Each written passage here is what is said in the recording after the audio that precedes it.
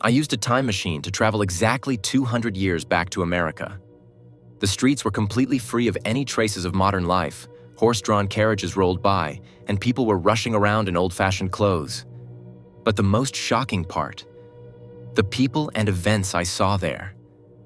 As I walked through the city, I suddenly realized that some people seemed to know the future, as if they could sense everything that was going to happen.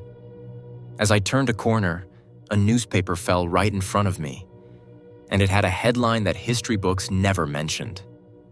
I couldn't believe my eyes. Walking through the streets, there were no signs of modern technology, yet humanity. Some behaviors felt strangely familiar. And the craziest part, on a bridge, I saw a fragment, an object from my own future. How it got there is impossible to understand. But I'm sure if I hadn't recorded this moment, no one would have believed me. Traveling 200 years back wasn't just about history. It was a mysterious and eerie experience. If you could time travel, what would you see? What would you believe?